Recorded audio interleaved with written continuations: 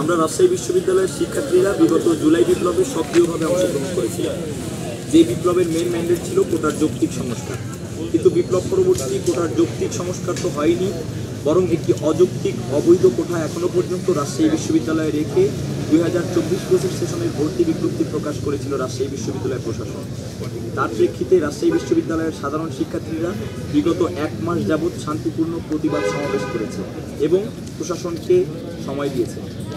আপনারা জানেন, বিশ্ববিদ্যালয়ের 24-25 শিক্ষাবর্ষের প্রাথমিক সিলেকশন শুরু হতে যাচ্ছে আগামী 5 জানুয়ারি 2025 তারিখে। তাই আমরা ফাইনাল একটি সিদ্ধান্তে আসার জন্য 7 দিনের আলটিমেটাম দিয়েছিলাম আগামীকাল 2 জানুয়ারি 2025 পর্যন্ত। তার প্রেক্ষিতে আজ রাজশাহী বিশ্ববিদ্যালয়ের প্রশাসন তাদের সিদ্ধান্ত জানিয়েছে। আমরা তাদের 1% কোটা রাখার সিদ্ধান্তকে ভিন্নভাবে প্রত্যাখ্যান করছি এবং আমরা আমাদের আলটিমেটামের উপরেই অনড় আছি। প্রশাসনের কাছে এখনও পর্যন্ত 15 ঘন্টা সময় আছে তাদের সিদ্ধান্ত গ্রহণ করার। আগামীকাল 2 জানুয়ারি সকাল 9:50 আগে প্রশাসন পোষ্য কোটা বাতিল সহ 3টি দাবি আদায়ের সহযোগিতা না করলে 9:51 থেকে 10টা পর্যন্ত সময় দেওয়া হবে প্রশাসনিক ভবন ত্যাগ করার জন্য। তারপর অনির্দিষ্টকালের জন্য প্রশাসনিক ভবনে তালা দেওয়া হবে।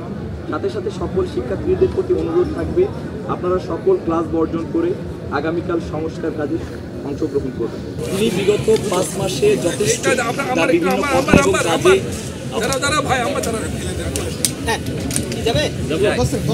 তিনি তার 5 মাসের দায়িত্ব পালনে বিভিন্ন সময় তার কথায় কাজে তিনি অপেশাদারিত্বের পরিচয় দিয়েছেন, যার প্রমাণ মিলে তার এই পোস্টে। তিনি এটাকে বলছেন যে অপচেষ্টা। আমরা শিক্ষা ব্যবস্থার সংস্কার চেয়েছিলাম, সেখানে তিনি শিক্ষা ব্যবস্থার কোনো সংস্কার তো দেখাতেই পারেননি। অন্যান্য বিশ্ববিদ্যালয়ের তুলনায় তিনি 1% কাজও এখনও পর্যন্ত করতে পারেননি। এখন তার যদি দায় না থাকে তাহলে আমার মনে হয় যে এটা তার অপরিণামদর্শিতা এবং এটার জন্য তার অবশ্যই দায় আছে। আমরা তাদেরকে এই প্রশাসনকে বসিয়েছিলাম আমাদের বিশ্ববিদ্যালয়ের শিক্ষা ব্যবস্থা সংস্কার করার জন্য, এবং এটা শিক্ষা ব্যবস্থা সংস্কারের একটা অংশ।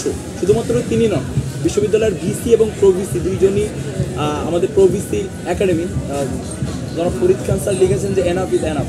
আমরাও বলছি এনাফ ইজ এনাফ, যথেষ্ট হয়েছে। পোষ্য কোটা বিগত 50 বছর একটি অবৈধ পরিবারতন্ত্রকে ভোগ করেছে। সেই অবৈধ পরিবারতন্ত্রকে আমরা ভোগ করতে দিব না, এবং সেটা কর্মচারী দেখিয়ে কর্মচারীর আড়ালে যেই অবৈধ একটা পরিবারতন্ত্র চলে। দেখেন, আমাদেরকে বোঝানো হচ্ছে যে মালির সন্তান বা সুইপারের সন্তানদের জন্য এই কোটাটা রাখা হয়েছে। আমার রাজশাহী বিশ্ববিদ্যালয়ের 36,000 শিক্ষার্থীর ভিতরে 6 থেকে 7,000 শিক্ষার্থী আছে যাদের বাবার দৈনিক ইনকাম 150 থেকে 200 টাকা। তাদের থেকে পিছিয়ে পড়া জনগোষ্ঠী এই বিশ্ববিদ্যালয়ের কর্মচারীরা না। আর তিনি যদি এটাও বলে থাকেন, বিশ্ববিদ্যালয় আমাদের ভিসি মহোদয় লিখেছেন যে সুইপারের সন্তানদের জন্য এই কোটাটা রেখেছে যেন সুইপারের সন্তান সুইপার না হয়। রাজশাহী বিশ্ববিদ্যালয়ে এমন অনেক সন্তান আছে যাদের বাবা সুইপার, তাহলে রাজশাহী বিশ্ববিদ্যালয়ের সুইপার হওয়ার কারণে সে কোটা দিয়ে রাজশাহী বিশ্ববিদ্যালয়ে ভর্তি হচ্ছে, আর বাইরের সুইপার হওয়ার কারণে তার সন্তান মেধার ভিত্তিতে আসতেছে। এটার কোনো যৌক্তিকতা যদি বিশ্ববিদ্যালয় প্রশাসন দেখাতে পারে তাহলে দেখাক। এখনও পর্যন্ত 15 ঘন্টা সময় আছে। এখানে আপনি একটু বললেন যে হচ্ছে এই প্রশাসনকে আপনারাই বসিয়েছেন যে হচ্ছে সংস্কার করার জন্য, শিক্ষা পদ্ধতি সংস্কার করার জন্য, মানে হচ্ছে আপনারা দাবি করতেছেন যে এই প্রশাসনকে আপনারাই বসিয়েছেন, তাই তো? এটা অস্বীকার করার সুযোগ নেই, এটা প্রশাসনের কেউই অস্বীকার করতে পারবে না, কারণ সকল বিশ্ববিদ্যালয় প্রশাসনিক পর্যায়ের সকলের দায়িত্বের মেয়াদকালের আগেই তাদেরকে অপসারণ করিয়ে এই প্রশাসনকে বসানো হয়েছে। এই জন্য এটা অবশ্যই এটা জানা কথা যে এই বিপ্লবী সরকার পরিবর্তনের প্রেক্ষিতে এই বিশ্ববিদ্যালয় প্রশাসন বসেছে, এবং এই সরকার পরিবর্তনের অগ্রণী ভূমিকা পালন করেছে বিভিন্ন বিশ্ববিদ্যালয়ের শিক্ষার্থীরা। এই জন্য আমরা ইনডিরেক্টলি হোক আর ডিরেক্টলি হোক আমরা বলতেই পারি যে সেই শিক্ষার্থী সমাজ তাদেরকে বসিয়েছে। বিশ্ববিদ্যালয় প্রশাসন মানে এই 15 ঘন্টার মধ্যে দাবি না মানে তাহলে আমাদের কর্মসূচি কী হবে? এখানে আমাদের কথা আগে যেটা ছিল যে একটা ফ্যাসিস্ট অ্যাডমিনিস্ট্রেশন রাজশাহী বিশ্ববিদ্যালয় আগে ছিল, সেটাকে তো আমরা হটিয়েছি। তার পরবর্তীতে যে প্রশাসন এখন ঢোকাল আছে সেটা কিন্তু আমাদের প্রত্যাশিত প্রশাসন।